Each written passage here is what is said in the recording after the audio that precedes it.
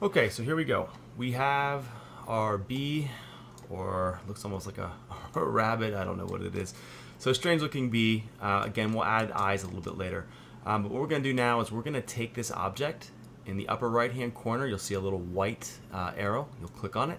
And we're going to send this over to layout. All right, so we're going to set this thing up. All right, we have the bones already ready to go. So in layout, make sure you have headlight on. All right, so it's up here. Click drop down headlight. And with our object selected, you're going to hit P for properties or hit your property window. Make sure your subdivision order is set to last. And now we're ready to go. So close that out. All right, so here's our object. I'm going to change our view to perspective view. Okay, up here's your different views. Or you can hit 4 on your keyboard. I'm going to zoom in and out with my period and comma key. And I'm going to look at this guy. All right, so we want to set this up. So on the Setup tab, so Item, Modify, Setup, in the left-hand toolbar here, you're going to find the word CVT Skelegons. Click on it. Once you do that, you'll see all these bones that we made before have now been created. Great. I'm going to turn off Auto Key because I don't want to record anything right now. All I'm going to do is set this up. So when we set things up, we want to make sure that we set up on frame 0. So we're on 0. And we do have bones, but the problem is these bones, they kind of aren't doing what we need. So basically, we need to set up some parent-child relationships or some hierarchies. And we'll do that now. We also need to assign weight maps, okay? Because these bones are here, but the computer doesn't know like what points that these bones should affect. So we're going to go ahead and we're going to do that now. So the first thing we'll do is let's do our weight maps, and this can go pretty quickly. So remember in the other video, I took each of these legs and I made bones and I assigned weight maps to those polygons.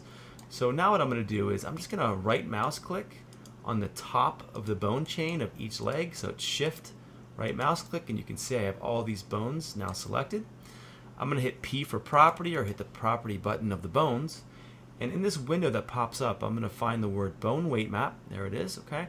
There's a drop down list. It says none. I'm going to find the word leg and select it. So now when I rotate these, great, these bones are only going to affect the legs. Now remember, I don't have auto key on, so I can mess around all that I want and I don't have to worry about the computer making any keyframes. So that's great. That's done. Let's take a look at this. Okay, this is the jaw. But when I rotate it, what's the problem? The problem is the jaw, this bone, it's only a magnet, and it's affecting vertices, and the vertices are just the closest vertices or points to the bone.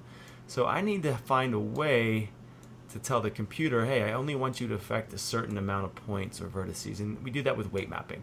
So I know that I already have a weight map of jaw because we made it. So wait a minute, it still doesn't work, okay? It's working, it's just that these other bones, the computer has no idea what they should affect, so we need to tell the computer. So in this case, I have this tongue, right? So I'm going to select all the bones in the tongue by right mouse clicking on the first bone, and it'll select the whole chain. From the list, I will select tongue, and I should be pretty good here. I should be able to move this tongue, looks good, and it should move the tongue bones. All right, so far that's good. We have tongue, we have legs. All right, next, I have these bones here. They're going to be my head. So I'll select the bones that I think should kind of affect that head area. And I'm going to choose the word head. So these guys should only affect the head. So when I rotate them, yeah, I think it's going to work. All right. So next, these other bones. Well, if you remember, I said I don't think we'll need these, but just in case, we'll put a body weight map. So we'll use it. Again, I don't think I'll need them, but just in case, we have body.